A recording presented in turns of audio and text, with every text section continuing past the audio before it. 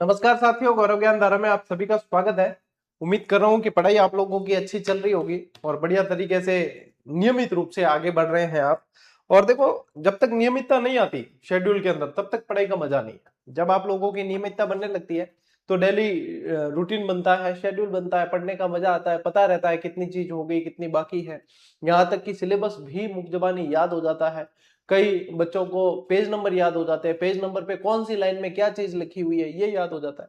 जब इस तरह की पढ़ाई होती है तो फिर आप लोगों को पेपर का लेवल कैसा आ रहा है, कितना कठिन है, कितना सरल है, कोई भी नहीं रोक सकता। आप लोगों का सिलेक्शन निश्चित होता है। और जितने सिलेक्शन हो रहे हैं ना बच्चों के, वो तकरीबन इस लेवल पे पहुंच चुके होते हैं। और आजकल मैं समझता हूं कि यदि किसी चयन सूची में अंतिम रैंक पे यदि किसी का चयन हो रहा है ना, वो भी टॉपर है, क्योंकि वो लाखों लोगों को पछाड़ के सिलेक्शन की लिस्ट में आया है। तो जितने चयनित है सारे टॉपर ही है मेरी दृष्टि से।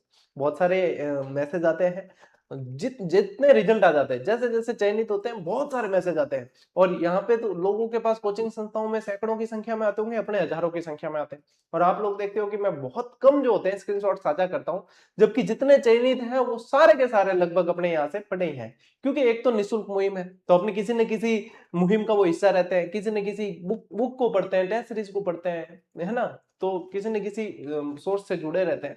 हालांकि अपन पूरा क्रेडिट नहीं लेते हैं कि हाँ हमने ही करवाया, पढ़ाई आप लोगों की खुद की मेहनत से होता है, लेकिन नियमितता और मार्गदर्शन के अंदर हम थोड़ी सी भूमिका आप लोगों के निभा लेते हैं। ठीक है, तो इसी मुहिम को आगे ले जाते हैं। आज अपने कौन सी क्लास है? राजस्थान के पर्यटन स्थल वाली क्लास है और पार्ट 3 अपन जो है पढ़ने जा रहे हैं। क्या पढ़ रहे हैं? पार्ट 3। और ये पर्यटन स्थल वाली जो क्लासें आ रही है भैया, इनको बहुत जरूरी है आप लोगों को देखनी। क्यों? क्योंकि यहां से आप लोगों के कंप्लीट रिवीजन होता है। पर्यटन स्थल जब पढ़ते हैं तो पूरा जो है एक तरीके से जिला दर्शन होता है ये, है ना। तो ये इन्हें मिस नहीं करेंगे आप। आज इस सप्ताह की अंतिम क्लास है। इसकी नेक्स्ट जो क्लास आएगी वो सोमवार को आएगी। जो नए बच्चे जुड़े हैं वो ध्यान रखेंगे। चला के टापरों आगे। ओके, सबसे पहले आज पढ़ते हैं अपन भीलवाड़ा के पर्यटन स्थल। तो यहां से जो टाइटल है वहीं से एक प्रश्न आया था, इसे वस्त्र नगरी कहा जाता है। और एग्जामिनर जो है थोड़ा बहुत घुमा फिरा दिया करे तो एक बार इस वस्त्र नगरी की जगह क्या लिखा मिला? परिधान नगरी। क्या लिखा मिला? परिधान नगरी। तो वस्त्रों को ही क्या कहते हैं? परिधान भी कहते हैं। वस्त्रों को ही क्या कहते हैं? परिधान भी कहते हैं। तो इसे परिधान नगरी के रूप में जाना जाता है। ठीक है, अब यहाँ पे आप लोगों के आरबीएससी में दे रखा है मेणाल जलप्रपात। क्या दे रखा है? मेणाल जलप्रपात दे रखा है। अच्छा, जलप्रपात क्या होता है? झरना होता है। ठीक है, कि बाकरी पानी पड़े तो वो है जलप्रपात, यानी कि झरने। तो मेणाल जलप्रपात फेमस है। अब राजस्थान के तो वैसे और भी फेमस है, जैसे कि पाली के अंदर भीलबेरी है ना। चित्तौड़गढ़ के अंदर चूलिया जलप्रपात है। बूंदी के अंदर भीमदल जलप्रपात है। जोधपुर के अंदर अरना झरना है। भरतपुर के अंदर देश जलप्रपात है। तो बहुत सारे जलप्रपात जो मैंने कई बार यहाँ पे आप लोगों को पढ़ाए हैं, उनमें से एक है मेणाल जलप्रपात। इसकी स्थिति कहाँ है? भीलवाड़ा के अंदर। और 80 किलोमीटर दूर है भीलवाड़ा से कोटा रोड पर, नेशनल हाईवे 27 पर। एज इट इज जो है चीजें लिखी हुई है, मैंने उसको नोट्स में तब्दील किया है और आप लोगों को बता रहा हूं कि इस तरीके से याद करना है कि भीलवाड़ा 80 किलोमीटर दूर है। भीलवाड़ा कोटा मार्ग माते हैं थागे मेणाल जलप्रपात। ई तरीके एग्जामिनर पूछी थाने वो ध्यान रखना है। एनएच 27 पर है। प्राकृतिक सौंदर्य है, देखो चारों तरफ जंगलों से घिरा यह प्राकृतिक झरना देशी विदेशी पर्यटकों को आकर्षित करता है। अब मानसून का सीजन रहेगा और मानसून के सीजन में बहुत सारे जो है यहाँ पे पर्यटक आते हैं। जितने जितने जहां जहां झरने गिरते हैं, प्राकृतिक जो क्षेत्र है, प्राकृतिक छटा को समेटे हुए हैं, वहां पे सब जगह लोग पहुंच जाते हैं। ठीक है, तो राजस्थान भैया इस मामले में संपन्न है। तो बहुत सारे लोग आते हैं, सैलानी आते हैं। इसकी जलधारा बड़ी जोर की आवाज के साथ 150 फीट गहरी खाई में गिरती है। ये कितनी गहरी खाई है? ये 150 फीट गहरी है। कितनी? 150 फीट गहरी खाई है ये। यहाँ पे गिरती है। इतने ऊपर पानी पड़ी तो आवाज तो आई। 150 फीट गहरी खाई में गिरता है ये। यहाँ धार्मिक मंदिर भी बना हुआ है, जैसे भगवान शिव का जो है अत्यंत सुंदर और वैभवशाली मंदिर भी बना हुआ है। मेणालेश्वर महादेव बोला जाता है जिन्हें। क्या बोलते हैं? मेणालेश्वर महादेव। मेणालेश्वर महादेव। हर हर शंभु। ठीक है, लीजिए स्क्रीनशॉट, लीजिए स्क्रीनशॉट भैया। देखिए नेक्स्ट, वस्त्र नगरी के अंदर ही मांडलगढ़। ठीक है, मांडल भी भीलवाड़ा के अंदर है और मांडलगढ़ भी भीलवाड़ा के अंदर है, लेकिन दोनों अलग अलग है। मांडल अलग है, मांडलगढ़ अलग है। ठीक है, अब भीलवाड़ा से 54 किलोमीटर दूर स्थित यह स्थान मध्यकाल के कई युद्धों का साक्षी रहा है। मांडलगढ़ का किला भी है, मांडलगढ़ का किला भी है। तो मध्यकाल यानी कि जैसे मुगल काल वगैरह मान लो आप, ये वाली ऐतिहासिक घटना देखिए, प्रसिद्ध हल्दी घाटी का युद्ध। हल्दी घाटी युद्ध कब हुआ भैया? 18 जून 1576। हल्दी घाटी के युद्ध से, खानवा के युद्ध से, ऐसे युद्ध है ना ये दो चार, जिनमें से कोई ना कोई घुमा फिरा के हर बार जो है प्रश्न बनता ही है। जैसे कि यहाँ पे आप देखो, यहाँ मुगल सेनापति कौन? मान सिंह। मान सिंह ने इसी जगह पे जो है अपना डेरा डाला था, डेरा जमाया था। और मान सिंह को सेनापति बनाने का विरोध किसने किया, ये प्रश्न बना था अभी। सेनापति बनाने का विरोध किसने किया, ये प्रश्न बना था। ये किया था नकीब खान ने। किसने किया था? नकीब खान ने विरोध किया था। ठीक है, तो ये प्रश्न अभी सीईटी की जो अपनी जैसे जीके की पुस्तक आने वाली है, 2-4 दिन में आ जाएगी, बहुत बेहतरीन तरीके से अपडेट किया है। जो सेकंड ग्रेड के एग्जाम हुए हैं उनमें से अपनी जो जीके वाली डिटेल पुस्तक है उनमें बहुत सारे सवाल बने, लेकिन फिर भी और अपडेट के साथ में बहुत शानदार तरीके से अपन दे रहे हैं। ये भी डाले हैं उनके अंदर सारे नकीब खान वगैरह, ये सारे जो है सवाल उसके अंदर अपडेट कर दिए गए हैं। देखो, पहाड़ी के शिखर पर लगभग आधा मील लंबा किला है। कितना लंबा किला है? आधा मील लंबा किला है, जो प्राचीरों और खाई की सुरक्षा के साथ अडिग खड़ा है। ठीक है, और इस किले के भीतर 2 मंदिर बने हुए हैं, भगवान शिव का मंदिर और भगवान कृष्ण का मंदिर। पूछ भी सकते हैं क्या कौन सा मंदिर। अब देखो, पूछने का तरीके कैसे होते हैं, अपन को क्या लगे इसमें क्या याद करना है, लेकिन पूछ सकते हैं कि मंडलगढ़ के किले के अंदर निम्न में से कौन से भगवान का मंदिर नहीं है? भगवान शिव, भगवान कृष्ण, भगवान विष्णु, इनमें से कोई नहीं। तो फिर भगवान विष्णु उसमें से अपन चुनेंगे। तो यही ध्यान देने लायक चीजें होती है। इन वास्ते कहा कि रेगुलर रहो, ढंगू पढ़ो, नियमित रहो पढ़ो। ठीक है, लो मांडलगढ़ का किला स्क्रीनशॉट ले लो। ठीक है, अब शाहपुरा। शाहपुरा कहां पड़ता है? ये भी भीलवाड़ा के अंदर पड़ता है। शाहपुरा ऐतिहासिक स्थल रहा है बहुत जबरदस्त। शाहपुरा देखो धार्मिक स्थल भी रहा है, क्योंकि यहाँ पे रामसनेही संप्रदाय की प्रधान पीठ है। रामसनेही संप्रदाय की प्रधान पीठ है। साथ ही साथ क्या ध्यान रखोगे, रामसनेही संप्रदाय की प्रधान पीठ तो है ही, लेकिन केसरी सिंह बारठ साहब का परिवार जो है, केसरी सिंह बारठ साहब का जो संबंध है वो यहीं से रहा है। ठीक है, तो देखो शाहपुरा। और फड़, फड़ के जो कलाकार है वो भी यहाँ की फड़ प्रसिद्ध है। भीलवाड़ा से 55 किलोमीटर दूर स्थित यह कस्बा 4 दरवाजे वाली एक मजबूत दीवार से घिरा हुआ है। कितना शानदार फैक्ट, कितना शानदार। और ये बनने लायक चीज देखो है कि नहीं है, एग्जामिनर के ध्यान तो जाएगा भाई, अब कहने का काम नहीं है, वो तो टटोल रहे हैं कि कहां से बना है अपन प्रश्न। ठीक है, तो क्या ध्यान रखो कि चारों तरफ 4 दरवाजे वाली दीवार से घिरा हुआ है ये। और ये रामसनेही संप्रदाय का पवित्र तीर्थ स्थल है, जिसकी स्थापना 1804 में की थी, रामचरण जी ने की थी। किन्होंने की थी? रामचरण जी। ठीक है, रामसनेही संप्रदाय की प्रधान पीठ है यहाँ पे।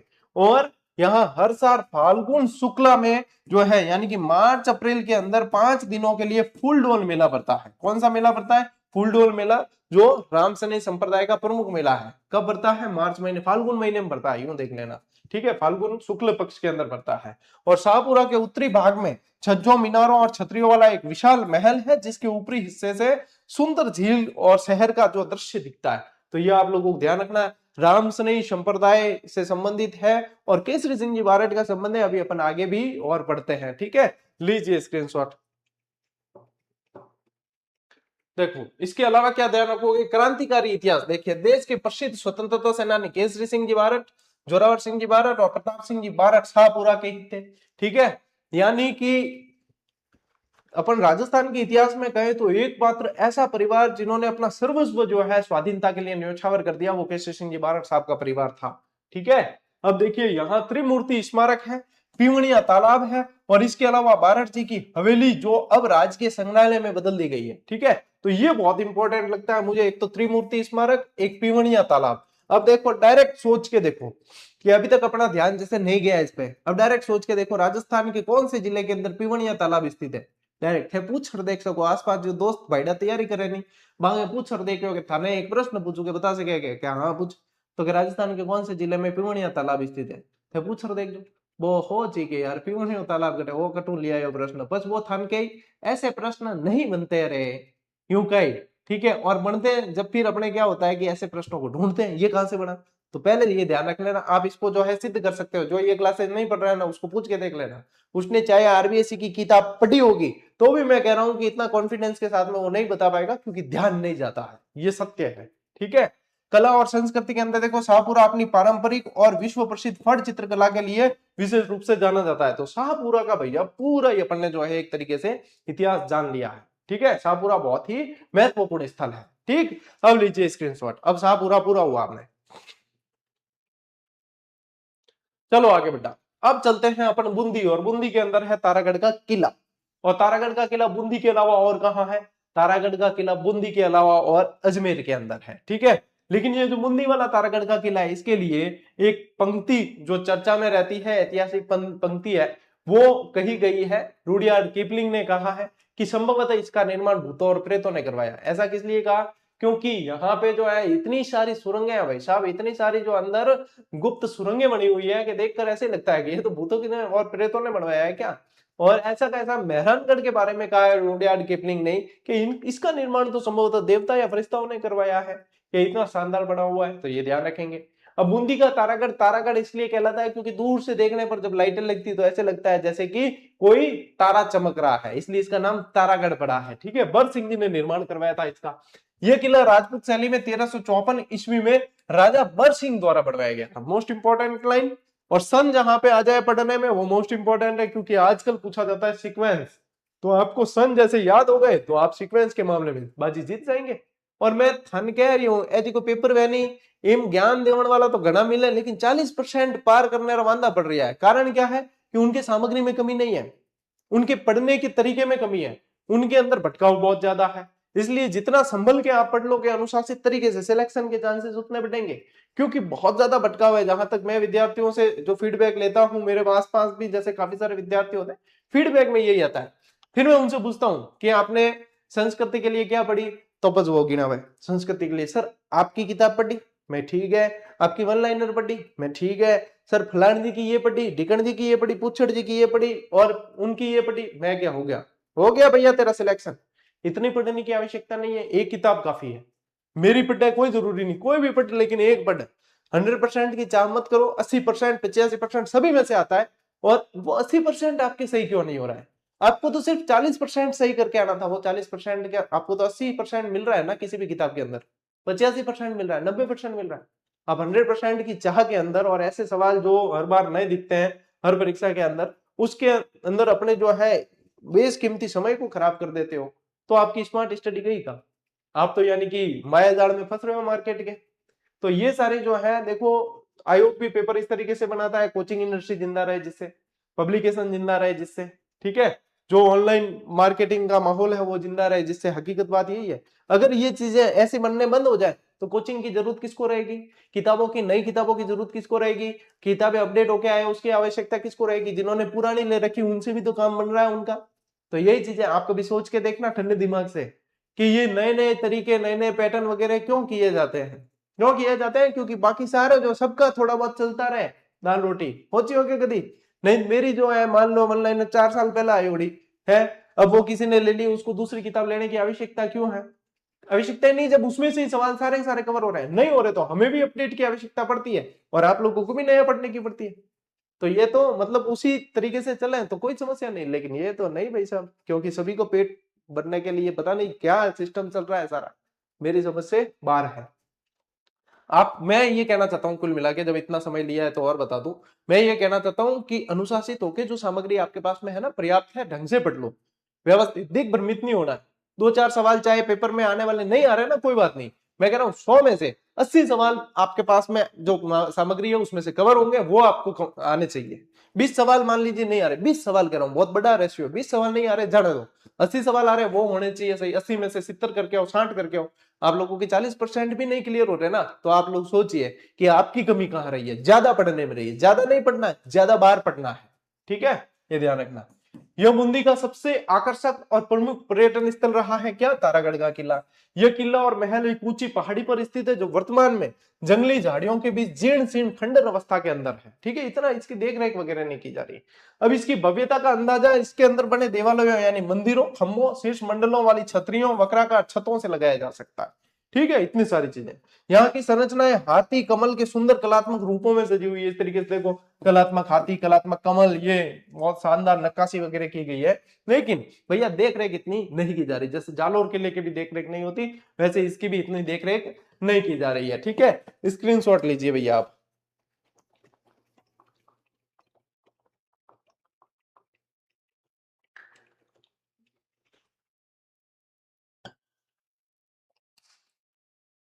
चले आगे बढ़े। ठीक है, अब बूंदी के अंदर कल मैंने आप लोगों को जब अलवर में 80 खंभों की छतरी बताई तभी बताया था कि बूंदी के अंदर है 84 खंभों की छतरी, और बार बार इसके प्रश्न बनते हैं। ठीक है, अब ये जो है ना चित्र, ये एआई जनरेटेड है, तो आप ये मत समझना कि हूबहू यही चित्र है, ये एक प्रतीकात्मक है। चित्र जितने अपन काम में ले रहे हैं प्रतीकात्मक है एक तरीके से। 84 खंभों की छतरी कहाँ है? इस छतरी का निर्माण बूंदी के महाराजा अनिरुद्ध सिंह ने करवाया है, जो अपने धाई भाई देवा की स्मृति में करवाया। ये लाइन से बहुत बार प्रश्न बने, इंपॉर्टेंट है। 84 खंभों की छतरी कहाँ पे है? बूंदी के अंदर है। कहाँ पे है? बूंदी। 80 खंभों की कहाँ है? अलवर के अंदर, जिसे मूशी रानी की छतरी कहा जाता है। क्या कहा जाता है? मूशी रानी की छतरी कहा जाता है। तो ये धाबाई देवा की स्मृति में करवाया, अनिरुद्ध सिंह ने करवाया है। ठीक है, ये एक बेहद प्रभावशाली और सुंदर संरचना है, जो पूरी तरीके से 84 खंभों पर टिकी है। पर्यटक इसकी बारीकी और कलात्मक नक्काशी को बहुत ज्यादा पसंद करते हैं। अब देखिए, ये इंपॉर्टेंट है इसके अंदर लाइन, ये चित्रांकन। ठीक है, ये क्या है? इस छतरी के स्तंभों और दीवारों पर हिरण, हाथी तथा अप्सराओं के सुंदर चित्र उकेरे गए हैं। किसके चित्र हैं? हिरण के हैं। किसके चित्र हैं? हाथी के हैं। और किसके चित्र हैं? अप्सरा के। अप्सरा समझो? नहीं समझो? अप्सरा देखी कभी? नहीं देखी? तो आप भाग्यशाली हो, अप्सरा नहीं देखी आपने। अप्सरा देखने के लिए स्वर्ग जाना पड़ता है? तो अप्सरा देखने की चाह मत करना। अप्सरा देखने की ऐसे मत कहना भगवान कभी हो, मैं भी अप्सरा दिखाओ। भगवान के आ जा बेटे, आ जा ऊपर, अप्सरा दिख रहा है तुझे। तो अप्सरा तो स्वर्ग में रहती है, अप्सरा है। अप्सरा है धरती पे नहीं रहती। ठीक है, धरती पे तो विष कन्याएं देखने को मिलती है, अप्सराएं नहीं। ले स्क्रीनशॉट। अब देखिए, बूंदी के अंदर ही चित्र महल बना हुआ है। क्या बना हुआ है? चित्र महल। पुराने समय में यह शानदार बगीचों, कलात्मक फव्वारों और कई तालाबों से भरपूर महल था। इन तालाबों में अनोखी और विदेशी प्रजातियों की मछलियां भी हुआ करती थी, फॉरेनर्स फिशेस। ठीक है, यानी कि विदेशी मछलियां। नामकरण का कारण देखिए, इस मछली की सभी दीवारों और छतों को बेहद सुंदर और आकर्षक पेंटिंग यानी चित्रों से सजाया, इसलिए इसे चित्र महल कहा जाता है। क्या कहते हैं? चित्र महल कहते हैं। चित्रशाला भी कह दिया जाता है। Miniature painting. मिनिएचर पेंटिंग क्या होता है? मिनिएचर पेंटिंग होती है यानी कि सूक्ष्म चित्रकारी। क्या होती है? सूक्ष्म चित्रकारी। सूक्ष्म चित्रकारी। 18वीं शताब्दी के दौरान बूंदी शहर मिनिएचर पेंटिंग्स यानी लघु चित्रकला बनाने के वाले कलाकारों का मुख्य केंद्र रहा है, और यहाँ के इन राजा इन कलाकारों को बहुत बढ़ावा देते थे। जो चित्रशाला ये अपन पढ़ रहे हैं ना, चित्रशाला, चित्रशाला के नाम से भी जानते थे, चित्रशाला भी कहते थे। उम्मेद सिंह ने इनका निर्माण करवाया था, राजा उम्मेद, अरे भाई रे क्या हो रही है,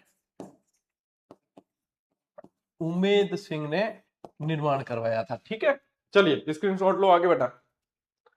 ओके, अब देखिए चित्रों के मुख्य विषय क्या रहे हैं? देवी देवताओं, युद्ध के दृश्यों, हाथियों, राधा कृष्ण के विभिन्न क्रियाकलापों के विशेष चित्र इसी क्षेत्र की कला में देखने को मिले हैं। चित्र महल के अंदर ही एक चित्रशाला भी है, जो उम्मेद सिंह जी द्वारा बनाई है, जो महाराजा उम्मेद सिंह जी के आदेश पर बनवाई गई थी। और देखिए, ये चित्रशाला महल के एकदम अंदरूनी हिस्से में स्थित है।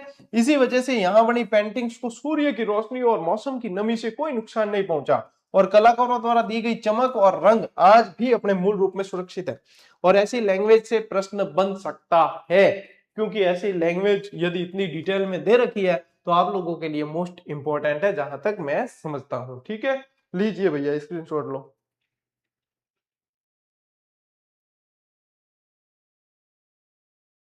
चले आगे बढ़े। ओके, अब देखिए रानी जी की बावड़ी। रानी जी की बावड़ी बूंदी के अंदर है। बावड़ियों का सिरमौर कहा जाता है इसे। इसे क्या बोलते हैं?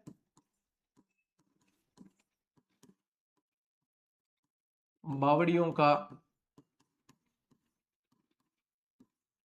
सिरमौर।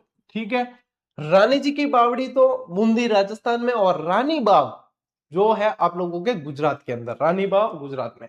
इसे कहा जाता है क्वीन स्टेप वेल, यानी कि रानी जी की बावड़ी कहा जाता है। इसका निर्माण 1699 में बूंदी के शासक राव राजा अनिरुद्ध सिंह जी की छोटी रानी नाथावती जी द्वारा करवाया गया, यानी इन्हें इसे नाथावती जी की बावड़ी भी कहा जाता है।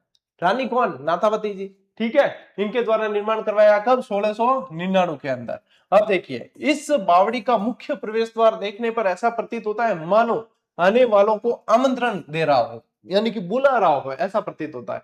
आजकल तो जैसे होटलों के बाहर भी जो है आमंत्रण देने के लिए एक जो पुतला लगाया जाता है, जिसका हाथ जो है एक वो लूज करके छोड़ दिया जाता है, हवा जो ये ऐसे ऐसे चलता ही रहता है, ठीक है।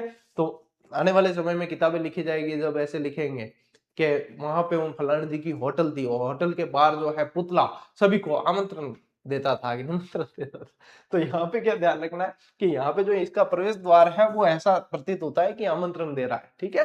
तोरण द्वार की कलाकृति देखिए, यह बहुमंजिला बावड़ी के तोरण द्वार पर गजराज यानी हाथियों की उत्कृष्ट नक्काशी की गई है, और नक्काशी में हाथियों की सूंड को अंदर की ओर मोड़ा गया है, जिससे ऐसा आभास होता है मानो हाथी बावड़ी का पानी पी रहे हो। हाथी की सूंड को कैसे किया, अंदर की ओर मोड़ा गया वापस, तो ऐसा लगता है जैसे सूंड से जो है पानी पी रहे हैं हाथी, ऐसा प्रतीत होता है, ठीक है। लीजिए स्क्रीनशॉट। रानी जी की बावड़ी कहाँ है, बूंदी में। बनवाई किसने, रानी नाथावती जी ने। किसकी पत्नी थी, अनिरुद्ध सिंह जी की। कब बनवाई, 1699 में, ठीक है। चलिए आगे बढ़ते हैं। हाँ भाई साहब, चित्तौड़गढ़, गढ़ तो चित्तौड़गढ़, बाकी सब गड़ैया, यानी कि ये सभी किलों का सिरमौर है, ठीक है। इसे कहा जाता है राजस्थान का गौरव, राजस्थान का गौरव कहा जाता है इस किले को। अब देखिए इसके अंदर इसके निर्माण के लिए पौराणिक मान्यता के अनुसार जो है वो चीज दे रखी है आपके आरबीसी की किताब में, लेकिन आपको ध्यान रखना है कि इसका निर्माण किसने करवाया है। इसका निर्माण जो है वो चित्रांग मौर्य ने करवाया है। किसने करवाया, चित्रांग या चित्रांगद मौर्य ने ये इसका जो है निर्माण करवाया है, ये ध्यान रखना है आप लोगों को। गंभीरी और बेडच नदी के किनारे है यह किला, सिसोदिया राजवंश का गढ़ है और गंभीरी और बेडच नदी के तट पर है।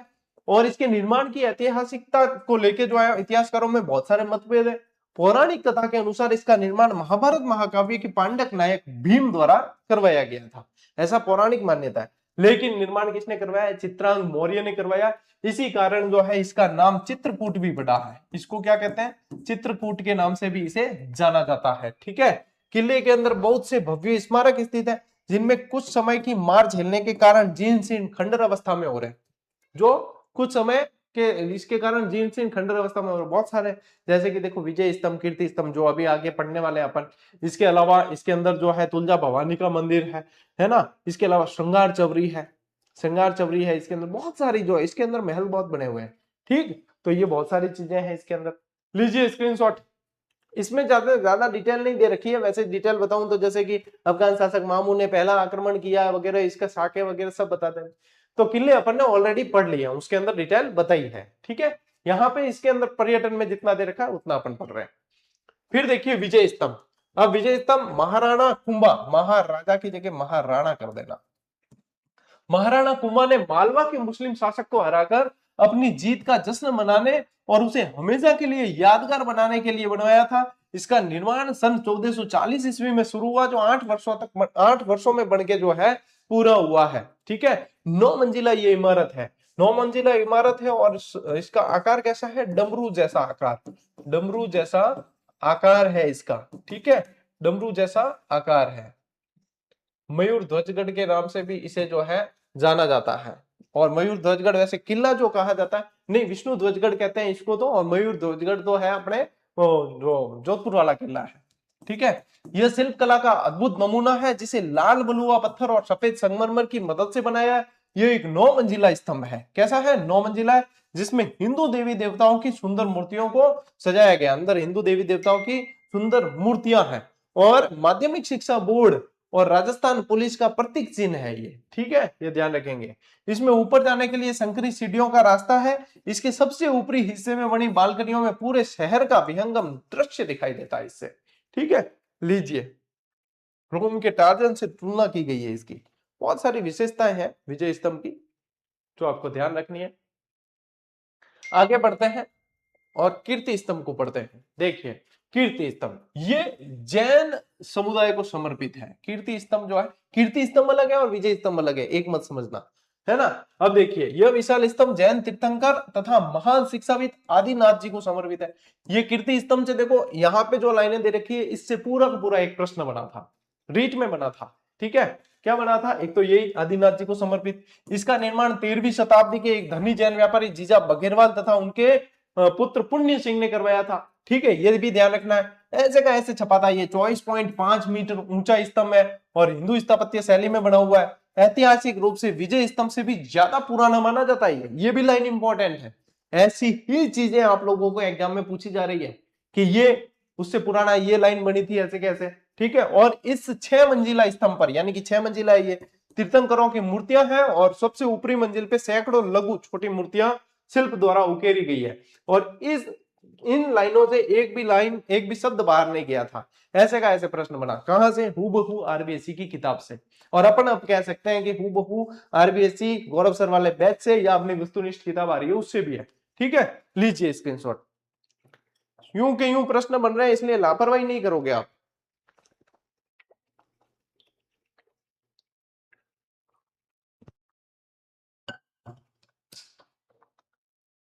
अगलो देखो भैंसरोडगढ़, भैंसा सा और रोड़ा चारण, इन दोनों ने, ये कौन थे? ये व्यापारी थे। ये ऐसा किला है जिसका निर्माण व्यापारियों ने करवाया। ये कौन थे? व्यापारी। व्यापारी जब आते तो यहाँ पे जो है देखते कि ये जब रुकते यहाँ पे तो लुटेरे लूट लेते थे, ठीक है। ये जो है चंबल और बामनी नदी के किनारे, तो ये लुटेरे लूट लेते। तो इन्होंने क्या किया कि यहाँ पे नदी के किनारे एक किला बनाया कि अपन रात यहाँ रुकेंगे फिर सुबह जाएंगे। तो इन्होंने व्यापारियों द्वारा बनाया हुआ ये दुर्ग है, ठीक है। तो ये चंबल और बामनी, ये चंबल और बामनी, ब्राह्मणी कहते हैं, ब्राह्मणी को ही बामनी नदी भी कहा जाता है, ठीक है। ये ध्यान रखेंगे। ये भव्य और आकर्षक किला एक 200 फुट ऊंची सपाट पहाड़ी की चोटी पर बना हुआ है और किला 3 तरफ से चंबल और बामनी नदियों से घिरा हुआ है। यानी कि ये कैसा है? ये है जल दुर्ग। ये कैसा है? ये आप लोगों के जल दुर्ग की श्रेणी में आता है, ठीक है। अरावली पर्वतमाला और घने जंगलों के बीच स्थित इस किले की प्राकृतिक खूबसूरती देशी विदेशी पर्यटकों को बहुत आकर्षित करती है और वर्तमान समय में इसे ऐतिहासिक किले को शाही परिवार द्वारा एक शानदार हेरिटेज होटल के रूप में संचालित किया जा रहा है। अच्छा, कर्नल जेम्स टॉड को एक बार पूछा कि यदि आपको राजस्थान का कोई किला पेशकश में मिले तो आप कौन से किले को चुनोगे या कौन सी इमारत को चुनोगे, कौन सा आप लोग को ऐसा मतलब कोई महल वगैरह आप चुनोगे, तो उन्होंने भैंसरोडगढ़ किले के बारे में कहा था, ठीक है। याद रखना, स्क्रीनशॉट लो। क्या कहा कर्नल जेम्स टॉड ने? ब्रिटिश इतिहास का कर्नल जेम्स टॉड इस किले की सुंदरता से इतने प्रभावित हुए कि उन्होंने कहा यदि उन्हें राजस्थान में एक जागीर संपत्ति की पेशकश की जाए तो वो भैंसरोडगढ़ को चुनेंगे। और ये प्रश्न आप लोगों के आने वाले समय में पूछा जाएगा, ठीक है। ऐसे कैसे कर्नल जेम्स टॉड ने दिलपड़ा जैन मंदिरों की तुलना जो है ताजमहल से की थी, तो ये भी ध्यान रखेंगे आप। सटीक जानकारी न होने के कारण निर्माण के संबंध में कुछ स्पष्ट नहीं है, लेकिन माना जाता है कि किला दूसरी शताब्दी में निर्मित किया गया था। मैं बता रही हूँ थाने किलो जी को है वो भैंसा सा और रोड़ा चारण बनवायो है, ठीक है, वो ध्यान रखना है। खिलजी का आक्रमण हुआ है। कई वंशों के अधीन रहने के बाद ऐसी मान्यता है कि अलाउद्दीन खिलजी ने भी इस किले पर हमला किया था और यहाँ के सभी पुराने मंदिरों और इमारतों को नष्ट करवा दिया था। ये इंपॉर्टेंट फैक्ट है एक तरीके से, क्योंकि ऐसे दे सकते हैं ऑप्शन। देखो आने वाला प्रश्न बता रहा हूं संभावी कि निम्न में से कौन सा दुर्ग है जिस पर अलाउद्दीन खिलजी ने आक्रमण नहीं किया। अब ऑप्शन दे देंगे आप लोगों को, जालोर, चित्तौड़गढ़, सिवाना, भैंसरोडगढ़ और एक आध को दूसरा, ठीक है, कोई भी, जैसे कि कुचामन ले लो। तो फिर उसमें से आप लोगों के लिए ये समझना आसान हो जाएगा कि भैंसरोडगढ़ पे भी आक्रमण किया था, यानी कि फिर बाकी दूसरा निकालना है अपने। तो ये इस तरीके से प्रश्न, संभावित प्रश्न आगे ऐसे बन सकते हैं, ठीक है। ले स्क्रीनशॉट। चांद बावड़ी अभानेरी दौसा, बहुत सारी फिल्मों की शूटिंग होती है यहाँ पे। अभानेरी दौसा के अंदर है और सबसे जबरदस्त बावड़ी है ये, ठीक है। देखो अभानेरी दौसा के अंदर है, कहां पे है? दौसा के अंदर है, ठीक है। अब देखिए यह बावड़ी राजा चंद है, ये निकुंभ वंश के राजा थे। ये कौन थे? निकुंभ के राजा थे, निकुंभ वंश, निकुंभ वंशी, ठीक है। निकुंभ वंशी राजा चंद द्वारा इसके निर्माण करवाया गया है। जयपुर आगरा सड़क पर आभानेरी गांव में स्थित है और ये दौसा जिले का मुख्य आकर्षण केंद्र है। इसका असली नाम आभा नगरी था। क्या था? आभा नगरी, जो समय के साथ आम बोलचाल की भाषा में आभानेरी हो गया। आभा नगरी से आभानेरी इसका नाम हो गया था, ठीक है। आभा नगरी से क्या हो गया था? आभानेरी हो गया था, ठीक। फिर देखिए यहाँ पे आभानेरी महोत्सव भी मनाया जाता है, जिससे प्रश्न बन चुका है आप लोगों के, जिससे प्रश्न बना है। पर्यटन विभाग द्वारा यहाँ हर साल सितंबर अक्टूबर में, कब बना है, कब मनाते हैं वो ध्यान रखना, सितंबर अक्टूबर में आभानेरी महोत्सव का आयोजन किया जाता है और ये महोत्सव 2 दिनों तक चलता है। इसमें पर्यटकों के मनोरंजन के लिए पारंपरिक राजस्थानी खाना परोसा जाता है और लोक कलाकारों द्वारा विभिन्न गीतों नृत्यों कार्यक्रम का प्रस्तुतिकरण किया जाता है। मतलब आरबीएससी की किताब वास्तव में बहुत जबरदस्त है। उसके हर एक पेज से, हर एक लाइन से सवाल बन सकता है। या आबानेरी महोत्सव से आप लोगों के कूट मिलान वाला सवाल बन सकता है। ठीक है, तो ये ध्यान रखना है आप लोगों को। लीजिए स्क्रीनशॉट।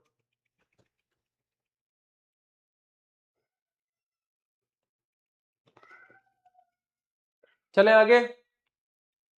ठीक है, यही आबानेरी के अंदर ही दौसा में हर्षद माता का मंदिर भी है। क्या है हर्षद माता? कहां पे है? दौसा शहर से 33 किलोमीटर दूर चांद बावड़ी परिसर के प्रांगण में ही ये मंदिर स्थित है। यानी कि चांद बावड़ी भी आप लोगों को ध्यान रखना है, ये 33 किलोमीटर दूर है अपने कहां से? हर्ष अपने ये दौसा से। और देखिए, ये पवित्र मंदिर हर्षद माता को समर्पित है। हर्षद माता का शाब्दिक अर्थ उल्लास की देवी है। हर्ष यानी कि क्या होता है? हर्ष का मतलब क्या होता है? हर्ष यानी उल्लास, हर्ष यानी उल्लास यानी खुशी। ठीक है, तो ये उल्लास की देवी कहा जाता है।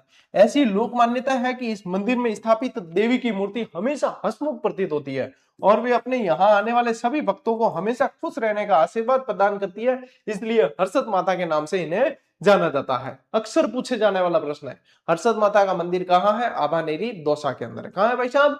आबानेरी दौसा के अंदर है। ठीक है, टाबरो ले स्क्रीनशॉट। आगे बढ़ना बचे।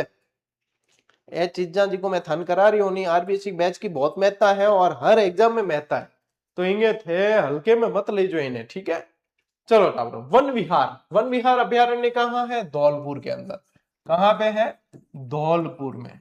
अब धौलपुर के ऐतिहासिक स्थल पढ़ते हैं। देखिए, यह अभ्यारण्य धौलपुर के शासकों के मनोरंजन, मनोरंजन यानी कि मनोरंजन पहले किससे करते थे? शिकार से। ठीक है, तो शिकार गृह के लिए बनाया गया था। इसके लिए जो है 24 वर्ग किलोमीटर क्षेत्र में बनाया गया और यह पर्यटकों का, विशेषकर प्रकृति प्रेमियों के लिए आकर्षण का मुख्य केंद्र रहा है। कौन कौन से जानवर होते हैं यहाँ पे? तो यहाँ पे देखो, सांबर, चीतल, नीलगाय, जंगली सुअर, भालू, हाइना, हाइना यानी लकड़बग्गा, तेंदुआ आदि, है ना। ये सारे जो है जानवर भाई साहब यहाँ पे वन विहार धौलपुर के अंदर पाए जाते हैं। लीजिए स्क्रीनशॉट। चलिए आगे बढ़ते हैं। मचकुंड, अच्छा, मचकुंड को कहते हैं तीर्थों का भांजा। क्या बोलते हैं? तीर्थों का भांजा। तो बताओ, तीर्थों का मामा किसे कहते हैं? तीर्थों का मामा पुष्कर, तीर्थों का भांजा मचकुंड। ठीक है, इस प्राचीन और पवित्र स्थल का नाम सूर्यवंशी साम्राज्य के 24वें शासक राजा मुचुकुंद के नाम पर रखा गया। Most important fact is that, स्थिति और महत्व देखिए, धौलपुर शहर से लगभग 4 किलोमीटर दूर है, 4 किलोमीटर ही दूर है। और भगवान राम से पहले 16वीं पीढ़ी तक राजा मुचुकुंद का शाही कार्य स्थल रहा है ये। ठीक है, क्योंकि यहाँ पे क्या ध्यान रखना, सूर्यवंशी साम्राज्य के ये राजा थे, है ना। तो राजा मुचुकुंद का कार्य स्थल ये रहा है, उन्हीं के नाम से मचकुंड नाम पड़ा है। प्राचीन धार्मिक साहित्य के अनुसार राजा मुचुकुंद एक बार गहरी नींद में सोए हुए थे, तभी दैत्य काल यवन ने उन्हें अचानक उठा दिया, परंतु एक दैवीय आशीर्वाद के कारण वह दैत्य जलकर भस्म हो गया। इसी वजह से यह स्थान एक प्राचीन पावन तीर्थ माना जाता है। ठीक है, ये इस कहानी का, पौराणिक कथा का महत्व है यहाँ से। इसलिए मचकुंड जो है, मचकुंड के यहाँ पे जो है स्नान करने पे यहाँ पे एक कुंड भी बना हुआ है, जहां पे स्नान करने से बताते हैं कि चर्म रोग का निवारण हो जाता है। तो ये ध्यान रखेंगे आप। लीजिए स्क्रीनशॉट। देखिए, अब इसके अलावा क्या है? तालाब ए शाही। यहाँ पे तालाब ए शाही बना हुआ है। सन 1617 में इस खूबसूरत झील का निर्माण शहजादे शाहजहां के लिए शिकारगाह के रूप में करवाया गया था। इन्होंने भी शिकारगाह के रूप में करवाया है ना, शाहजहां के लिए करवाया है। यह धौलपुर से 27 किलोमीटर और बाडी से 5 किलोमीटर दूर है। अब देखो, बाडी का युद्ध हुआ था एक बार इतिहास के अंदर, राणा सांगा के अंदर पढ़ा अपन ने, वो बाडी भी यहाँ धौलपुर के अंदर ही है। तो बाडी से 5 किलोमीटर दूर ही स्थित है और राजस्थान की सबसे खूबसूरत झीलों में से एक है ये। प्रवासी पक्षी बहुत आते हैं यहाँ। सर्दियों के मौसम में यहाँ कई प्रकार के प्रवासी पक्षी अपने घोंसले बनाने के लिए आते हैं, जिनमें पिंटेल, रेड कास्टेल पोच, बतख, कबूतर आदि बहुत देखने को मिलते हैं। ठीक है, तो ये ध्यान रखना है आपको। ठीक है, रेड कास्टेड पोच, देखो फोटो दे रखा है मैंने आपको, देख लियो। चलो टावरों, आगे बेटा चलते हैं डूंगरपुर। और डूंगरपुर जाएंगे, यदि कोई डूंगरपुर जा रहा है तो सबसे पहले बेणेश्वर दर्शन करने जाता है। बेणेश्वर में क्या है? खंडित शिवलिंग की पूजा होती है। क्या होता है? खंडित शिवलिंग की पूजा होती है, त्रिवेणी संगम है। ठीक है, त्रिवेणी। देखिए, सबसे पहले बेणेश्वर, यह मंदिर सोम, माही और जाखम, सोम और माही नदी के तट पर है। यहाँ भक्तगण पवित्र डुबकी लगाने आते हैं। सोम, माही और जाखम तीनों लिख देना। कौन कौन सी नदियां हैं? सोम है, माही है और जाखम है। इन तीनों के संगम पर बेणेश्वर है। ठीक है। इस अंचल का सर्वाधिक पूजनीय 5 फीट ऊंचा स्वयंभू शिवलिंग, स्वयंभू का मतलब होता है जो स्वयं प्रकट हो, ठीक है, जो शीर्ष से 5 हिस्सों में बटा हुआ है, यानी कि क्या है? खंडित शिवलिंग है। क्या कह सकते हैं अपन कि खंडित शिवलिंग की पूजा होती है यहाँ पे, खंडित शिवलिंग की पूजा की जाती है यहाँ पे। ठीक है, ये ध्यान रखना है आपने को। और देखिए बेणेश्वर मंदिर के पास ही इसे भगवान विष्णु के अवतार माने जाते हैं। ठीक है, विष्णु मंदिर है, अवतार माने जाने वाले अत्यंत प्रतिष्ठित संत मावजी की बेटी जनकपुरी द्वारा 1793 ईस्वी में बनवाया गया है विष्णु मंदिर। और यह मंदिर उसी स्थान पर बना है जहां मावजी भगवान की प्रार्थना करते थे, यानी कि विष्णु भगवान का अवतार मानते हैं मावजी को, उनकी बेटी जनकपुरी द्वारा मंदिर बनवाया है। कब? 1793 में। और यह विष्णु मंदिर भी बेणेश्वर के अंदर ही स्थित है। कहां पे है? बेणेश्वर के अंदर ही स्थित है। किसने बनवाया, कब बनवाया, ये सारी इंपॉर्टेंट चीजें है। ठीक है, लीजिए स्क्रीनशॉट। आदिवासियों का कुंभ, जो बेणेश्वर मेला लगता है वो आदिवासियों का कुंभ के नाम से जाना जाता है।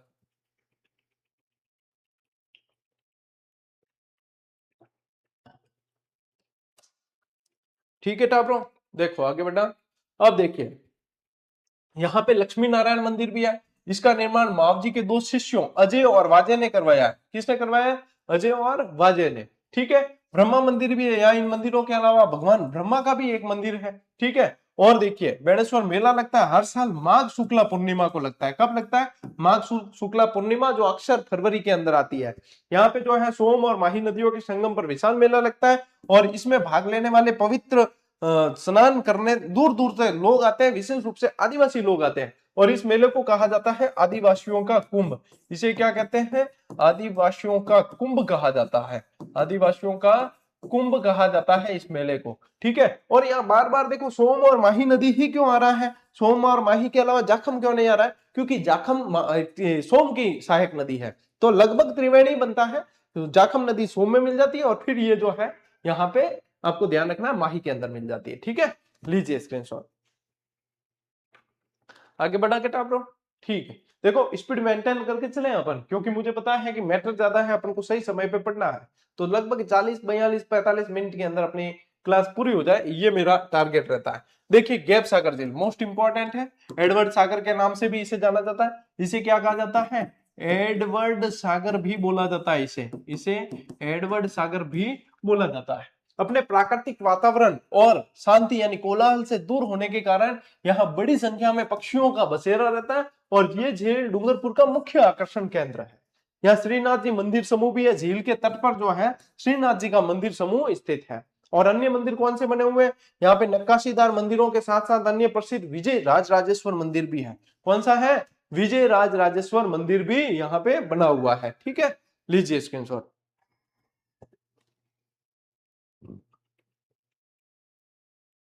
देखिए अब आते हैं अपन अपने डूंगरपुर हो गया।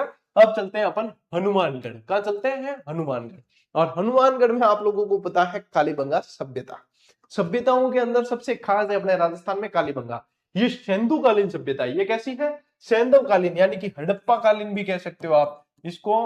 हड़प्पा कालीन कह सकते हो इसको, आप सिंधु कालीन कह सकते हो। क्या कह सकते हो? सिंधु कालीन सभ्यता भी इसे कह सकते हो। ठीक है, यहाँ देखिए 4500 वर्ष पूर्व सरस्वती नदी के किनारे हड़प्पा कालीन सभ्यता फल फूल रही थी। जहां मिले अवशेष 2500 वर्ष ईसा पूर्व है। क्या है? 2500 वर्ष ईसा पूर्व है। और टोटल लगभग 4500 वर्ष पूर्व है।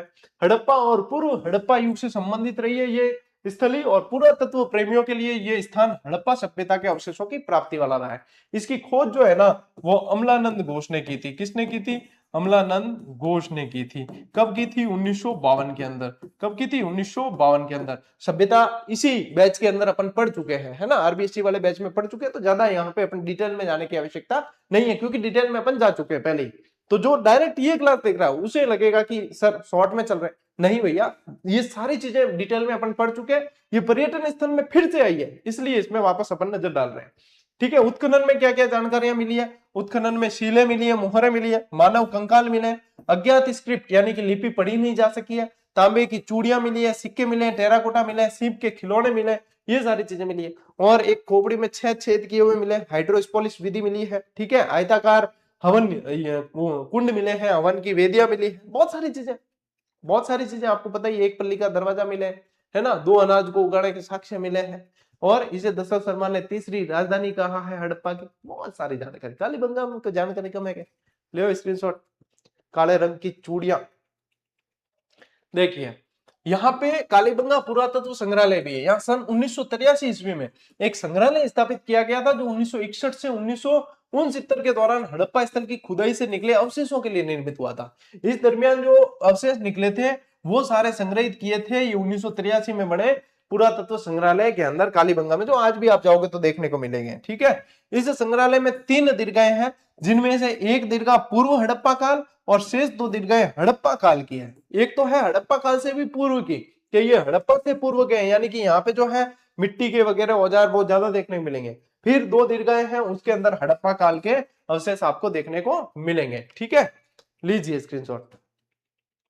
चलिए आगे बढ़ते हैं। अब इसके हनुमानगढ़ के अंदर जो है भैया, यहाँ पे उत्तर भड़किवाड़ है। उत्तर भड़किवाड़ 2 किलों को कहा जाता है राजस्थान के, एक तो जैसलमेर का किला और एक है बटनेर का किला। यदि राजस्थान का कोई किला है जिसने सबसे ज्यादा विदेशी आक्रमण झेले तो वो बटनेर का किला है ना। यहाँ पे भूपत भाटी ने इस दुर्ग का निर्माण करवाया। तो ये ऐसा किला है जिसके अंदर न सिर्फ हिंदू महिलाओं ने बल्कि मुस्लिम महिलाओं ने भी जौहर में भाग लिया है। तैमूर लंग ने 1398 के अंदर इस पर हमला किया। बहुत सारी जानकारियां बटनेर से संबंधित, तो ठीक है। ये बटनेर का किला है जो हनुमानगढ़ के अंदर है। बटनेर शब्द बट्टी नगर, ठीक है, बट्टी नगर का अपभ्रंश है। इस किले को उत्तरी सीमा का प्रहरी कहा जाता है, और आप कह सकते हो इसे उत्तर भड़ किवाड़ कहा जाता है। क्या कहते हैं? उत्तर भड़ किवाड़ कहा जाता है। अब बट्टी नगर क्यों कहते हैं? क्योंकि भाटियों का नगर है ना, भाटी राजवंश का शासन रहा है। यह भारत के सबसे पुराने किलों में से एक है, जो गग्गर नदी के किनारे, और राजस्थान में सर्वाधिक विदेशी आक्रमण झेले हैं इसने। सर्वाधिक विदेशी आक्रमण, सर्वाधिक विदेशी आक्रमण झेले हैं इसने, विदेशी आक्रमण झेले। तैमूर लंग ने भी आक्रमण किया था 1398 में।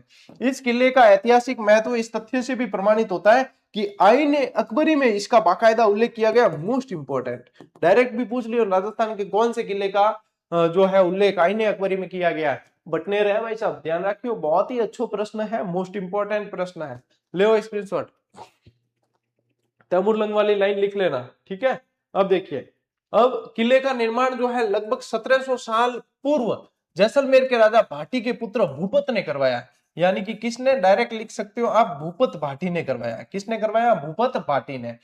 तैमूर और पृथ्वीराज चौहान सहित कई साहसी शासकों ने इस किले पर कब्जा करने की कोशिश की, लेकिन सदियों तक कोई भी इसे पूरी तरीके से जीत नहीं पाया था।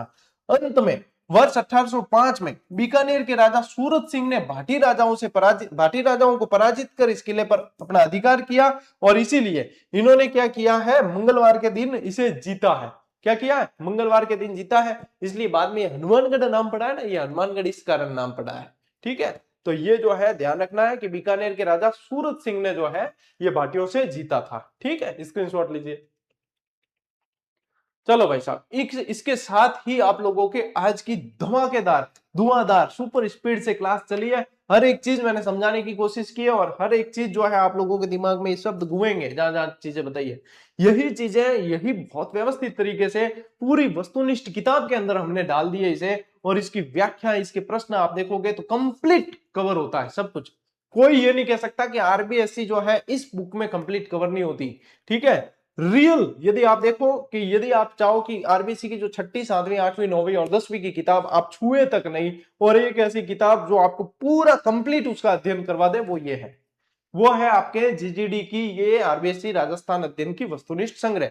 मैं कहता हूं आपकी पाठ्य सामग्री में ये शामिल होनी चाहिए। जब भी आपको थोड़ा सा फ्री टाइम मिले कि आप जो है सिलेबस के अनुसार हम बहुत पढ़ चुके, थोड़ा कुछ अलग पढ़े, तब ये किताब आपको पढ़नी चाहिए। तो इससे आपको ये कॉन्फिडेंस भी मिलेगा कि आपने आरबीएससी को बहुत अच्छे से पढ़ा है, साथ ही साथ आपको बहुत सारी चीजें सीखने को मिलेगी, ठीक है। और एग्जाम में तो आगे रहना ही हो। तो 45 मिनट का ये सेशन रहा है, जिसके अंदर अपन ने 25 से 26 स्लाइड्स के अंदर बहुत शानदार बेहतरीन कंटेंट पढ़ा है। ऐसी की ऐसी एक और क्लास पर्यटन स्थल की और आएगी, वो आएगी सोमवार को। जरूर देखना ये क्लासें पर्यटन वाली, क्योंकि भैया प्रश्न सीधे सीधे बनेंगे और देखने को मिलेंगे, ठीक है। तो आज की इस क्लास में साथियों इतना ही। अब मिलते हैं अपन अगली क्लास में, अगले सेशन में। तब तक के लिए राम राम, जय हिंद।